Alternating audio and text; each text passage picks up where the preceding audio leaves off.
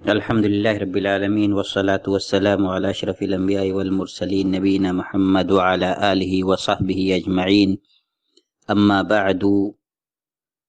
گزشتہ درس میں ہم نے اللہ کے رسول صلی اللہ علیہ وسلم کی ہجرت مدینہ کے مکمل ہونے، آپ صلی اللہ علیہ وسلم کے مدینہ پہنچنے، بنو نجار کے قبیلے میں حضرت ابو ایوب انصاری رضی اللہ تعالی عنہ کے گھر میں قیام کرنے تک کے واقعات کو سماعت فرمایا تھا۔ دراصل ہجرت نبوی یہ صرف ایک جگہ سے دوسری جگہ منتقل ہو جانے کا ہی نام نہیں ہے، بلکہ یہ ہجرت اپنے آپ میں بہت ساری نئی ذمہ داریوں کو لے کر کے آنے والی ہے۔ نبی کریم صلی اللہ علیہ وسلم جب مدینہ پہنچتے ہیں تو ان کو مکہ کے برخلاف بہت سارے نئے مسائل کا بھی سامنا کرنا پڑتا ہے۔ مثلا سب سے پہلے وہ مہاجرین صحابہ جو مکہ سے مدینہ ہجرت کر کے گئے ہیں، مدینہ کی آب و ہوا ان کو راس نہیں آ رہی ہے، اور پھر ایک نئی جگہ ہے جس میں وہ بالکل بے سہارا ہیں، ان کو سہارے، آسرے اور لوگوں کے تعاون کی ضرورت ہے۔ وہیں نبی کریم صلی اللہ علیہ وسلم کو ایک قائد کی حیثیت سے ایک نئے معاشرے کی تشکیل اور اس کی قیادت اور اس کی لیڈری کی ذمہ داری بھی سنبھالنی ہے، اور نبوت اور رسالت کے فرائض بھی انجام دینے ہیں، اور ان انصار صحابہ کی بھی دل شکنی نہیں ہونے دینی ہے جو اللہ کے رسول صلی اللہ علیہ وسلم کی ہجرت سے پہلے ہی آپ پر ایمان لا چکے تھے مدینہ کے رہنے والوں میں سے۔ اس کے ساتھ ہی آپ کو ان یہود کا سامنا تھا جو مدینہ کے باشندے تھے، اور ان غیر مسلم مشرکین کا بھی جو مدینہ کے رہنے والوں میں سے ابھی آپ پر ایمان نہیں لائے تھے۔ ان سارے مسائل سے دوچار ہونے کے ساتھ ساتھ مدینہ کے آب و ہوا کی ناسازی بھی آپ صلی اللہ علیہ وسلم کے مد نظر تھی، اور مدینہ کے حالات اور وہاں کے معاشرے کے رہن سہن بھی ان صحابہ کے لیے جو مکہ سے ہجرت کر کے آئے تھے مکہ سے تقریباً مختلف تھے، بہت مختلف تھے۔ اگرچہ ان سب کا مقصد ایک تھا کہ ایک نئے دین اور ایک نئے مذہب کی اتباع اور اس کے لیے ایک نئے مقام پر امن و امان کے ساتھ رہا جائے، لیکن ان سب کو اللہ کے رسول صلی اللہ علیہ وسلم نے سنبھالا، سب کو، سارے معاملات کو درست فرمایا، اور سارے لوگوں کو ساتھ لے کر چلنے کے راستے بنائے اور ماحول سازگار کیا۔ جہاں مکہ میں مسلمانوں کو چھپ چھپ کے ڈر ڈر کے رہنا پڑتا تھا، مدینہ میں آنے کے بعد کسی کا ان پر غلبہ اور قابو نہیں تھا، بلکہ وہ سب آزاد تھے اور نئے مسائل کا سامنا کرنے کے لیے از خود سے غور و فکر کرنے کی حالت میں تھے۔ وہیں دوسری طرف صحابہ جہاں بھی جاتے ان کو ایک خیر مقدم، ایک استقبال کا ماحول ملتا۔ مدینہ کے ان کے انصار بھائیوں نے ان کے لیے اپنا جان مال سب کچھ پیش کر دیا تھا۔ اس کے ساتھ ساتھ کچھ دشمنیاں بھی تھیں اللہ کے رسول صلی اللہ علیہ وسلم اور مسلمانوں کے خلاف، لیکن ان کے مقابلے کی ابھی مسلمانوں کو طاقت نہیں تھی، بلکہ ان سے ہمدردی اور نرمی کا مظاہرہ کرنے کی ضرورت تھی، جب تک کہ ماحول سازگار نہ ہو جائے اور ان کے دفاع کی، ان کے شر کو دور کرنے کی طاقت مسلمانوں کے اندر نہ ہو جائے۔ ان میں سے دو جماعتیں قابل ذکر ہیں۔ پہلی جماعت یہود کی جماعت تھی جو اللہ کے رسول صلی اللہ علیہ وسلم کی بعثت سے ناراض تھے، کیونکہ بنو اسحاق میں نہ ہو کر کے بنو اسماعیل میں یہ نبی مبعوث ہوئے تھے صلی اللہ علیہ وسلم۔ دوسری طرف وہ کچھ نام نہاد منافقین تھے جو دکھاوے کے لیے تو اسلام لا چکے تھے لیکن اندر سے نفاق پر قائم تھے اور مسلمانوں کے خلاف چالیں چلنے اور تدبیریں کرنے میں پیچھے نہیں رہتے تھے۔ ان کا سرغنہ عبداللہ ابن ابی ابن سلول تھا، اور ان حالات میں ان قوموں کا سامنا کرنے کے لیے اللہ کے رسول صلی اللہ علیہ وسلم نے تمام لوگوں کے ساتھ کچھ معاہدے کیے، اور وہ معاہدے سیرت کی بہت ساری کتابوں میں مذکور ہیں، اور ان معاہدوں کے نتیجے میں مدینہ میں امن و امان قائم ہوا اور سارے لوگ امن و امان کے ساتھ رہنے لگے۔ یہود کے ساتھ بھی معاہدہ تھا کہ وہ جب تک ہم ان کے جان و مال کی حفاظت کریں گے وہ بھی ہمارے لیے کسی طرح کی دشمنی کا مظاہرہ نہیں کریں گے، بلکہ ہمارے بھی جان و مال کی حفاظت ان کے ذمہ ہوگی، اور ان کو ان کی دینی رسومات کی ادائیگی میں کسی طرح کی کوئی رکاوٹ نہیں ڈالی جائے گی۔ رسول اللہ صلی اللہ علیہ وسلم نے دو مختلف جنسوں کے صحابہ کرام کے اجتماع کو، ایک طرف مکہ کے مہاجرین اور مدینہ کے انصار دوسری طرف، ان دونوں کے ایک ساتھ خیر و خوبی کے ساتھ رہنے کے لیے ان دونوں کے درمیان بھائی چارگی کرا دی۔ ہاں، اللہ کے رسول صلی اللہ علیہ وسلم نے اس کے ساتھ ہی مسجد نبوی کی تعمیر کا بھی ارادہ کیا۔ مسجد کسی بھی معاشرے کے لیے ایک ثقافتی مرکز بھی ہوتی ہے، جہاں سے بہت سارے دینی اور ثقافتی اور معاشرے کی اصلاح اور ادب و آداب سکھانے والے پروگرام اور دوسرے ایکٹیویٹیز انجام پاتے رہتے ہیں، اور اللہ کے رسول صلی اللہ علیہ وسلم نے دونوں کا خیال رکھا۔ جہاں ایک طرف مسجد نبوی کا قیام کیا، وہیں مہاجرین اور انصار کے درمیان بھائی چارہ کرایا۔ ابن القیم الجوزیہ رحمۃ اللہ علیہ زاد المعاد کے اندر لکھتے ہیں کہ تعمیر مسجد سے فارغ ہونے کے بعد اللہ کے رسول صلی اللہ علیہ وسلم نے انصار و مہاجرین کے درمیان بھائی چارہ کرا دیا، اور انس ابن مالک رضی اللہ تعالیٰ عنہ کے گھر میں یہ 90 لوگ تھے، آدھے مہاجرین تھے اور آدھے انصار۔ ان کے درمیان آپسی ہمدردی اور ایک دوسرے کے موت کے بعد وارث ہونے، بلکہ رشتہ داروں کو چھوڑ کر انہی کے آپس میں وراثت پر ان کے درمیان بھائی چاری کرا دی، اور یہ غزوہ بدر کے قائم ہونے تک یہ مواخات اور بھائی چارگی قائم رہی۔ لیکن جب اللہ تبارک تعالیٰ نے وَأُولُو الْأَرْحَامِ بَعْضُهُمْ أَوْلَىٰ بِبَعْضٍ فِي کتاب اللہ والی آیت اتار دی، تو رشتہ داروں کی میراث میں حصے داری کو ان مواخات والے بھائیوں پر مقدم قرار دیا، اور اس طرح یہ بھائی چارے والی رشتہ داری کا میراث کا اور وراثت پانے کا سلسلہ ختم ہو گیا۔ اور ساتھ ہی ساتھ آپ صلی اللہ علیہ وسلم نے اس بھائی چارگی کو ایک ایسا معاہدہ قرار دے دیا جو خون اور مال دونوں سے، یعنی جان و مال دونوں سے وابستہ ہو، بلکہ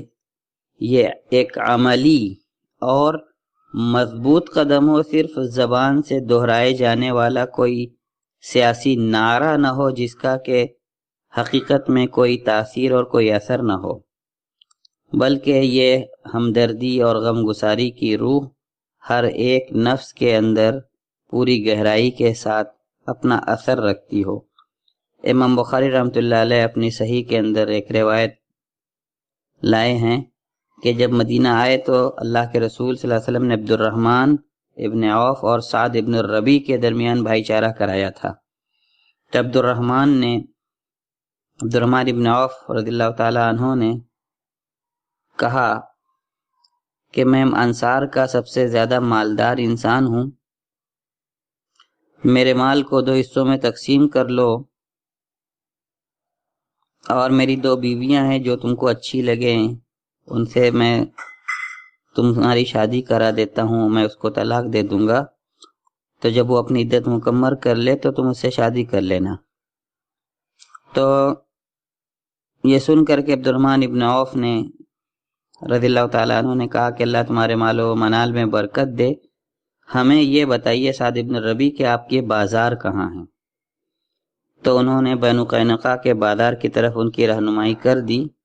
تو جب لوٹے تو ان کے پاس کچھ پنیر اور کچھ گھی تھا۔ پھر وہ برابر بازار آتے جاتے رہے۔ ایک دن ایسا آیا کہ اللہ کے رسول صلی اللہ علیہ وسلم سے ملاقات کرتے ہیں اور ان پر کچھ زردی کے آثار تھے، ان کے کپڑے پر کچھ زرد رنگ کے دھبے تھے۔ تو اللہ کے رسول صلی اللہ علیہ وسلم نے پوچھا کہ یہ کیا ہے؟ تو انہوں نے فرمایا کہ میں نے شادی کر لی ہے۔ تو حضرت عبدالرحمن ابن عوف رضی اللہ تعالیٰ عنہ سے، جو کہ مہاجر تھے، اور سعد بن ربیع جو ان کے بھائی تھے وہ انصار تھے، پوچھا کہ کتنا مہر دیا ہے؟ تو انہوں نے کہا کہ سونے کی 1 گٹھلی میں نے ان کو مہر میں دی ہے، اپنی بیوی کو۔ اسی طرح سے انصار نے نبی کریم صلی اللہ علیہ وسلم سے یہ بھی کہا تھا کہ جو ہمارے کھجور کے باغات ہیں وہ ہمارے اور ہمارے مہاجر بھائیوں کے درمیان تقسیم فرما دیجئے۔ آپ نے فرمایا کہ نہیں، تو ان لوگوں نے کہا کہ ٹھیک ہے، ہمیں محنت مزدوری کرنے دیجئے اور پھل میں ہم آپ مہاجر بھائیوں کا بھی حصہ لگائیں گے۔ تو ان لوگوں نے کہا تھا کہ چلیے یہ بات ہم تسلیم کر لیتے ہیں۔ یہ ایثار، یہ قربانی اگر کسی بات کی طرف رہنمائی کرتی ہے تو وہ یہ کہ انصار صحابہ کے دل میں اپنے مہاجرین بھائیوں کی کتنی محبت تھی، اور کس قربانی اور محبت اور خلوص کا ان لوگوں نے مظاہرہ کیا کہ اپنے مہاجر بھائیوں کو تمام طرح کی نصرت و حمایت پیش کی۔ اور یہ بات حقیقت ہے کہ اس بھائی چارے کی آئندہ تاریخ میں کوئی نظیر نہیں ملتی، اور اللہ کے رسول صلی اللہ علیہ وسلم کی اس حکیمانہ سیاست کی بھی کوئی مثال نہیں ملتی کہ انہوں نے صلی اللہ علیہ وسلم معاشرے کی ان مسائل کا کس طرح سے حل نکالا اور کس طرح سے مدینہ کے تمام باشندوں کو باہم چین و سکون سے رہنے کے راستے فراہم کیے۔ اس کے ساتھ ہی اللہ کے رسول صلی اللہ علیہ وسلم، جیسا کہ ابھی تذکرہ گزرا، مدینہ کے تمام باشندوں کے ساتھ ایک معاہدہ کیا تھا جس کے بہت سارے بنود ہیں۔ سب سے اہم بند یہ کہ وہ ایک امت ہیں دوسرے لوگوں کے علاوہ، اور دوسرا یہ کہ قریش کا ہر آدمی وہ اپنے خاندان پر اور قبیلے پر رہے گا اور ایک دوسرے کی دیت وغیرہ کا حقدار ہوگا، اسی طرح انصار بھی۔ اور تمام مسلمان ایک دوسرے کے بھائی ہیں، ایک دوسرے کی دیت اور عقل اور فدیہ وغیرہ یعنی دینے میں ایک دوسرے کا ساتھ دیں گے۔ اور اسی طرح سے 13 بنود پر یہ مشتمل معاہدہ تھا، بلکہ کچھ لوگوں نے اس کو 16 بنود تک ذکر کیا ہے۔ اور اس میں جو قابل ذکر بند ہے وہ یہ بھی ہے کہ جو بھی اختلاف ہو اس کو اللہ کی کتاب اور اللہ کے رسول صلی اللہ علیہ وسلم کی طرف لوٹائیں گے۔ اس حکمت اور اس مہارت کے ساتھ اللہ کے رسول صلی اللہ علیہ وسلم نے ایک نئے معاشرے کی بنیاد ڈالی، اور اس بنیاد کا ایک اثر تھا جو اس معاشرے میں دیکھنے کو ملا کہ اس معاہدے اور اس حکیمانہ سیاست کے نتیجے میں مدینہ امن و آشتی کا گہوارہ بن گیا۔ نبی کریم صلی اللہ علیہ وسلم ان کو تعلیم و تربیت اور ان کے تزکیہ نفس کا خیال رکھتے تھے، ان کو اچھے اخلاق پر ابھارتے تھے، ان کو بہترین ادب سکھلاتے تھے، محبت اور بھائی چارگی، شرافت اور عبادت اور بندگی کا سلیقہ سکھلاتے تھے۔ ایک آدمی نے اللہ کے رسول صلی اللہ علیہ وسلم سے پوچھا کہ کون سا اسلام بھلا ہے؟ آپ نے فرمایا کھانا کھلائیے، سلام کیجیے ہر اس شخص پر جسے آپ جانتے ہیں اور جسے نہیں جانتے۔ صحیح بخاری کی یہ روایت ہے۔ اور جیسا کہ پہلے بھی گزرا، عبداللہ ابن سلام رضی اللہ تعالیٰ عنہ ان کو دیکھتے ہی کہتے ہیں کہ میں نے اللہ کے رسول صلی اللہ علیہ وسلم کا چہرہ دیکھتے ہی کہہ دیا تھا کہ یہ کسی جھوٹے کا چہرہ نہیں ہو سکتا۔ وہ سب سے پہلی بات جو میں نے ان کو فرماتے ہوئے سنی وہ یہی کہہ رہے تھے کہ اے لوگو، سلام پھیلاؤ، کھانا کھلاؤ، صلہ رحمی کرو، راتوں میں جاگ کر جب لوگ سو رہے ہوں اس وقت نماز ادا کرو، اللہ کی جنت میں سلامتی کے ساتھ داخل ہو سکو گے۔ اور آپ یہ بھی وعید سنا رہے تھے کہ جس کا پڑوسی اس کے شر سے، اس کی تکلیف سے محفوظ نہ رہے وہ شخص جنت میں نہیں جا سکتا۔ اور آپ یہ بھی فرما رہے تھے کہ مسلمان تو حقیقت میں وہ ہے کہ جس کے زبان اور ہاتھ سے مسلمان محفوظ رہیں، اور کوئی تب تک مسلمان نہیں ہو سکتا جب تک کہ اپنے بھائی کے لیے بھی وہی پسند نہ کرے جو خود کے لیے اپنے لیے پسند کرتا ہے۔ اور وہ یہ بھی فرما رہے تھے کہ مسلمان آپس میں ایک متحدہ جسم کی طرح ہیں، اگر کسی ایک عضو کو تکلیف پہنچتی ہے تو سارے اعضاء اس کی تکلیف کو محسوس کرتے ہیں۔ مسلمانوں کی مثال ایک عمارت کی دی جس کا بعض حصے کو تقویت پہنچاتا ہے۔ آپس میں بغض رکھنے، حسد کرنے، پیٹھ دکھانے سے منع فرمایا، آپس میں ایک دوسرے کے بھائی بن کر رہنے کی تلقین کی۔ کسی مسلمان کے لیے خون بہانا کسی مسلمان کے لیے جائز نہیں، نہ اپنے مسلمان بھائی سے 3 دن سے زیادہ بول چال بند رکھنا، قطع رحمی کرنا ہی جائز ہے۔ اور ایک مسلمان اگر اپنے مسلمان کو اپنا بھائی سمجھتا ہے تو نہ اس کو ظلم کرے گا، نہ اس پر ظلم کرے گا، نہ اس کو ایسے شخص کے حوالے کرے گا جو اس کو اذیت سے، تکلیف سے دوچار کرے۔ اور جو اپنے مسلمان بھائی کی ضرورت پوری کرنے میں لگا رہتا ہے، اللہ تبارک تعالیٰ اس کی ضرورت کے لیے کافی ہوتا ہے۔ جو کسی مسلمان سے کوئی تکلیف اور پریشانی دور کرتا ہے، اللہ قیامت کی پریشانیوں میں سے اس سے ایک پریشانی دور کر دے گا۔ جو کسی مسلمان کا پردہ کرتا ہے، اس کے عیب چھپاتا ہے، قیامت کے دن اللہ تبارک تعالیٰ اس کا عیب چھپائے گا۔ زمین والوں پر رحم کرو، آسمان والا تم پر رحم کرے گا۔ مسلمان وہ نہیں ہو سکتا جو خود تو پیٹ بھر کر کے سو جائے اور اس کا پڑوسی اس کے پہلو میں، اس کے بغل میں، اس کے پاس والے گھر میں بھوکا سوئے۔ اور مسلمانوں کو گالی دینا کبیرہ گناہ ہے اور اس سے جھگڑا کرنا کفر ہے۔ راستے سے تکلیف دہ چیز کو ہٹانا صدقہ۔ ان تمام محاسن اخلاق، مکارم اخلاق کی تعلیم اللہ کے رسول صلی اللہ علیہ وسلم دیتے تھے، اور انہی روحانیت آمیز باتوں اور ایک دوسرے کی خبرگیری اور خیرخواہی کی تلقین پر معاشرے کی اولین بنیاد رکھی۔ اور مدینہ کے تمام باشندوں کے ساتھ ہم نے ایک عام معاہدے کی بات سنی۔ یہود کی طبیعت سے آپ واقف تھے، ان کی شر انگیزی سے واقف تھے۔ یہود کے ساتھ ایک خاص معاہدہ بھی کیا۔ انشاءاللہ آئندہ درس میں